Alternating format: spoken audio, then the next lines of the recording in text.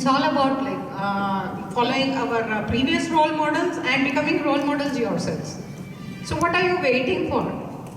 Why is it that this shouldn't be your day one in achieving your dreams? You have come so far. Be proud of yourself, right? Why do you need anybody else to emphasize what you have done, what you have already achieved? You have come this far on your own merit. Maybe, definitely we stand on other people's shoulders as well, but that's the truth for the men as well.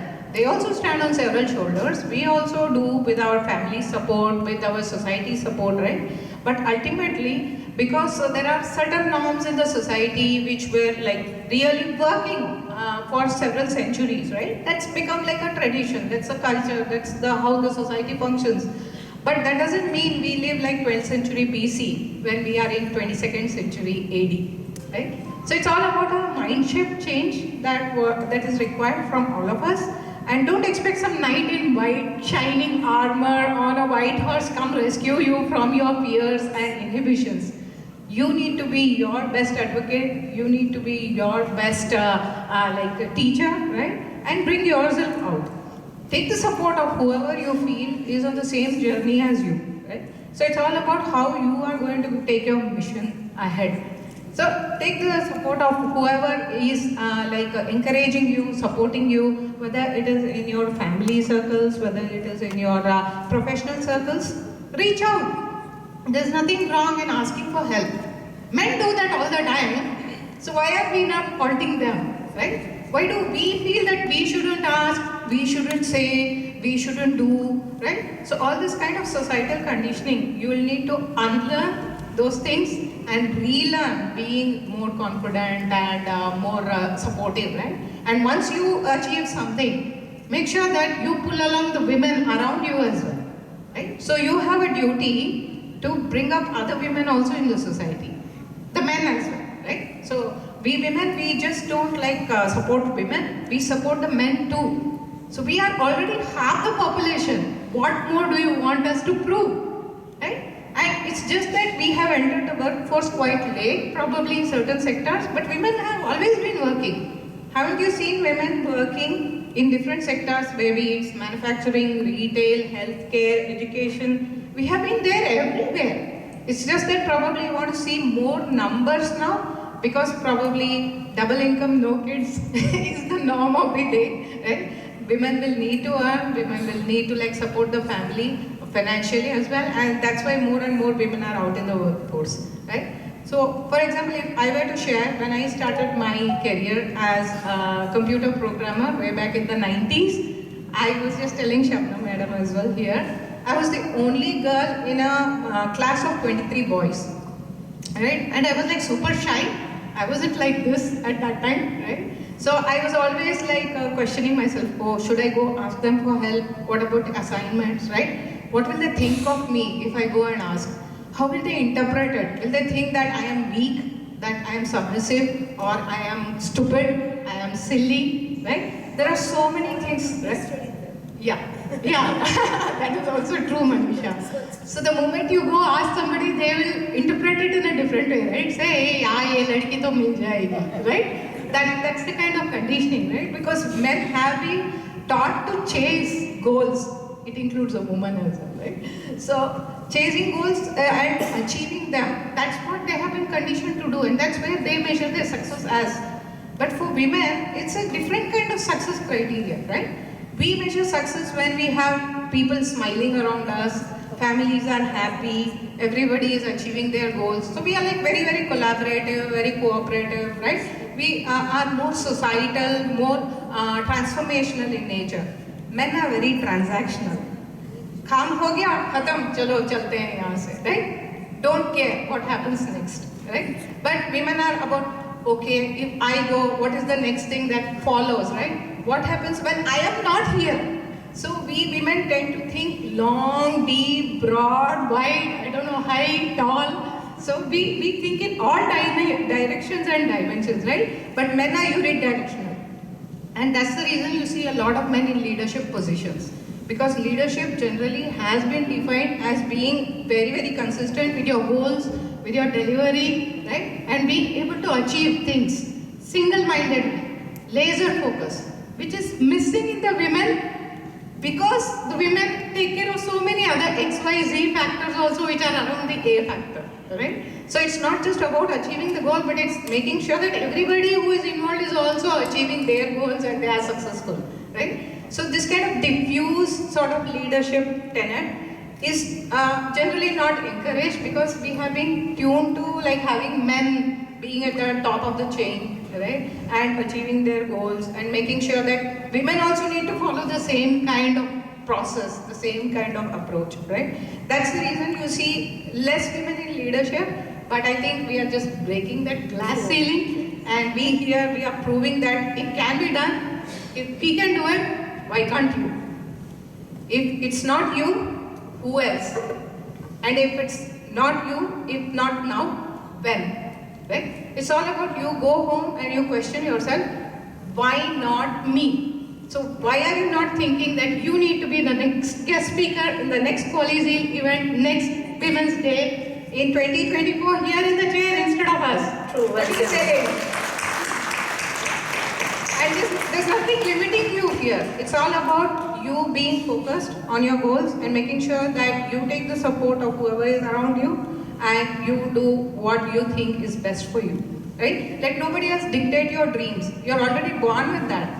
God didn't put talent in just the men, right? Or he or she, whoever God is, right? They were not discriminatory. They gave everybody something, right? They gave you strengths, they gave you already areas of improvement. I wouldn't call them weaknesses, because that is a self-limiting belief again, right?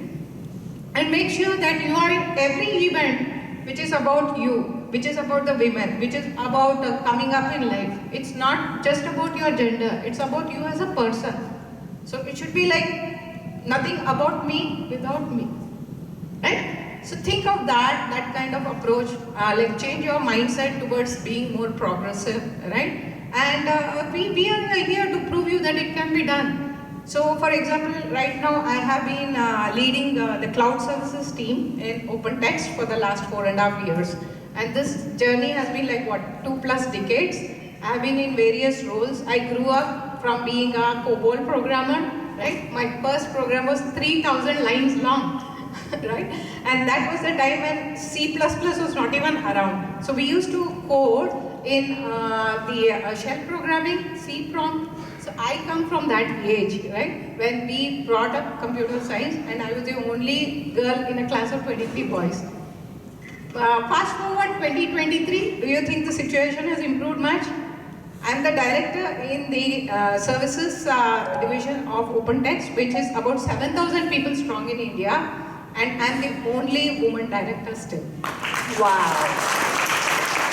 We have 30 male directors. And when I go and complain to my boss, right, I say, hey, Manoj, see, I'm the only woman here, I don't have company. He's like, "Harmini, to akeli kafi hai." You are enough. No. Yes. True. Yes. So it's a compliment, but it also shows that why am I not having other women colleagues? Is it because other women are not competent enough to come to that place? Or is it because they don't want to take the risk of stepping into a leadership role, thinking that, "Arey, ye ho jayega, wo ho jayega," right? So many self-limiting beliefs. Or is it because the men are not allowing the women to advance? Probably all three, right? In various grades, 10%, 20%, 30%. The position is open. It's up to you to step into it.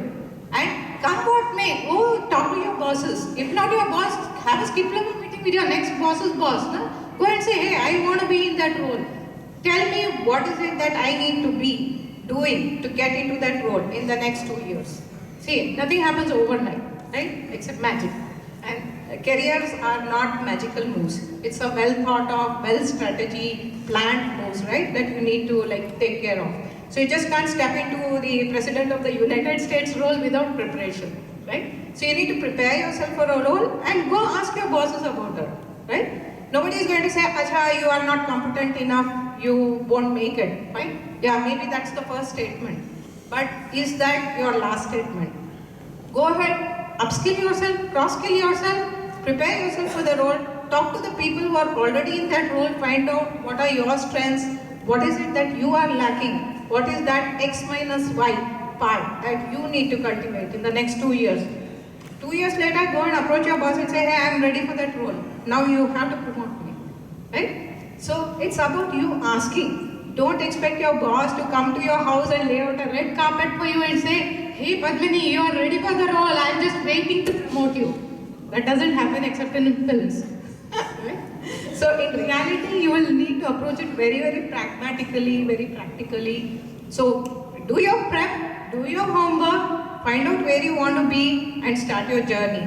It doesn't matter if you are 50 years, 60 years later also, if you want to achieve it, it's there for you to take. The universe is just waiting for you to take your chances. So just don't wait for anybody to do that, right? So I, for example, have been volunteering outside of offices also. Within OpenText, I lead the Employee Engagement Initiative, which is all about sports and wellness and about knowledge sharing sessions like brown bag sessions. We also do a lot of cultural activity every quarterly events, and then outside of OpenText also I have been very busy doing diversity and inclusion activities. Now you may ask, okay, women have it, they know it, they have it, but somebody is not allowing them to come up, right? So because of these kinds of self-limiting beliefs that we women have, right? Lack of self-confidence, or maybe, for example, trying to break into the class ceiling, like we call it, right? Trying to break into the upper echelons of our corporate ladders, the leadership positions, right? So I have been involved in, like, say, mentoring. So there's something called Thrive with Mentoring, which is a Zurich-based organization I work with. This is for lower and middle level women who want to talk to senior women and find out what are they lacking, how do they align their goals, their direction better in life, right? There's something I was doing with the upper level women as well.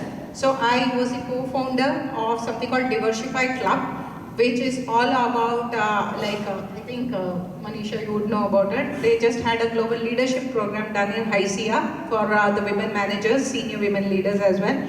Diversify Club is all about bringing more women into the C-suites and boardrooms.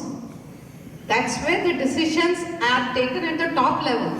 So if we can enter the workforce in such large numbers, you know, right? All of you are graduates here. You would have probably a large number of women graduating out. But once you get into the workforce, it becomes thinner and thinner as you go up the top, right? So you probably see 50% at the first level, and then it's like 40, 30, 20, right? And finally when you come to, say, the CEO levels, there are very few women like Manisha, somewhere here, right? Or some Arundhati Bhattacharya, for example, who is the only woman CEO in a national bank, right? So you come to these only ones, right, at the end of the story. So this is all about the pyramid, right? And we just need to keep working very hard. Our previous generation of women, they opened the doors for us to get into the workforce in large numbers. We, from our generation, we are showing you that it can be done at the top levels, and we expect your generation and the next generation to be in such large numbers that we never again have to call ourselves women leaders, women CEOs, women achievers. We don't want that women tag. We want to be gender neutral, right? We want to be known for our competence, for our grace, right? For our knowledge, for our coordination and leadership skills, not because just of our gender, right? So gender will just become one component of it. But until then, I think we'll have to keep on fighting. And Malala Yousafzai says, right? If half the population is left out, what kind of decisions are you expecting at the top in either the government or politics or any corporate companies, right?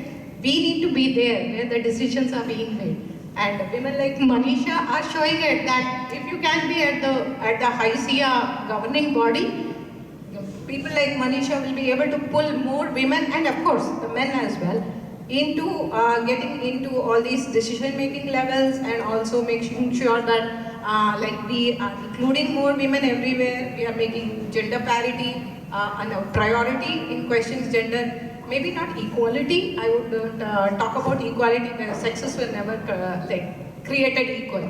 We have been created with different opportunities and different capabilities, right? Equity. Yes.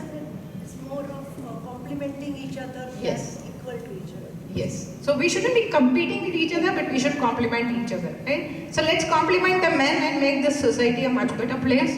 And definitely we should be able to see a lot of success in the coming generations. So kudos to all of you for having come here this far. You have done it on your own merit, right? And you should just keep going. Don't stop for any reason whatsoever. Go ahead, ladies, and have a lovely year ahead.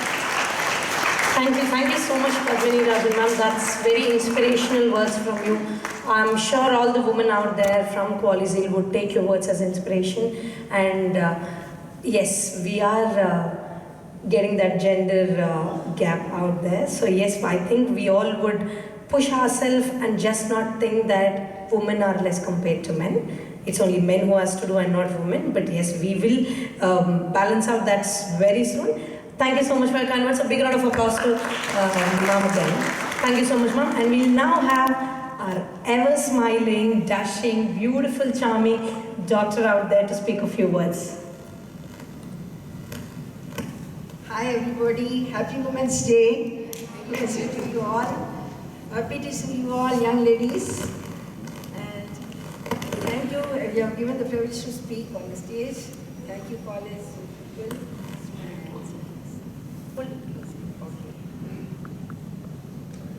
So I have the opportunity to speak regarding women's empowerment. So, first of all, I'll tell women are soft like dove, and they are tough like serpents, and they are tough mind and soft tender heart, which makes them successful in whatever even they take on. And women have the capability of sharing and dreaming high